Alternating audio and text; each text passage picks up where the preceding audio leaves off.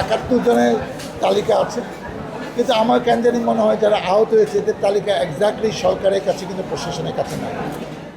২৪-এর গণ অভ্যুত্থানে সাভার ও আশুলিয়ায় হাজার হাজার ছাত্র জনতা মাঠে আন্দোলনে যুক্ত ছিল।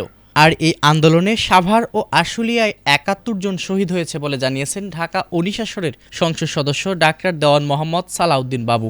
দুপুরে সাভার উপজেলা পরিষদের হলরুমে উপজেলা প্রশাসনের উদ্যোগে জুলাই শহীদ দিবস ২০২৬ পালন উপলক্ষে আলোচনা সভায় যোগ দিয়ে তিনি কথা বলেন।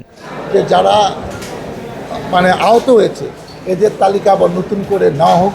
শহীদ দিবসের আলোচনায় তিনি আরও বলেন, সাভারে যারা জুলাই আন্দোলনে আহত হয়েছে তাদের প্রকৃত সংখ্যা জানতে আবারও নতুন করে তথ্য যাচাই বাছাই করা হবে। এর আগে সংসদ সদস্য ডাক্তার দেওয়ান মোহাম্মদ সালাউদ্দিন বাবু আশুলিয়ার এনায়েতপুর গ্রামে দারুল আকরাম মাদ্রাসায় ফুড ফেস্টিভ্যাল ও সুধী সমাবেশে যোগদান করেন। এ সময় সাভার উপজেলা নির্বাহী কর্মকর্তা সাইফুল ইসলাম সহ বিভিন্ন শহীদ পরিবারের সদস্যরা উপস্থিত ছিলেন। 71 জনের তালিকা আছে, কিন্তু আমার কেন জানি মনে হয় যারা আহত হয়েছে এদের তালিকা এক্স্যাক্টলি সরকারের কাছে কিন্তু প্রশাসনের কাছে নাই।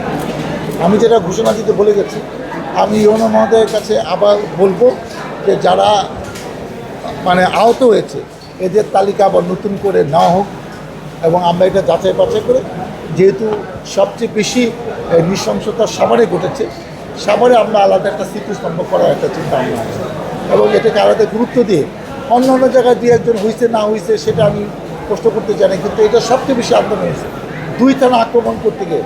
এবং জাহাঙ্গীরনগর যে দীর্ঘদিন রাজপথে আন্দোলন করছে ওই জায়গা থেকে তার শিক্ষকরা তো সবাই দেখছে ভাইরাল ফেসবুকের মাধ্যমে।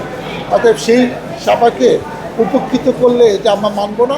সরকার কী করবে এটা সরকারের ব্যাপার, আমরা নিজেরা স্বয়ংসম্পূর্ণ, আমরা তাদেরকে মূল্যায়ন করব এবং তাদের জন্য একটা ব্যবস্থা আমরা করবো। টাকা পরিমাণটা বলতে চাচ্ছি না, আমরা করে আগামী বছর এটা আপনি আমাকে প্রশ্ন করেন যে আপনি 1 বছরের কথা দিয়েছেন, 1 বছরে আপনি কী করবেন।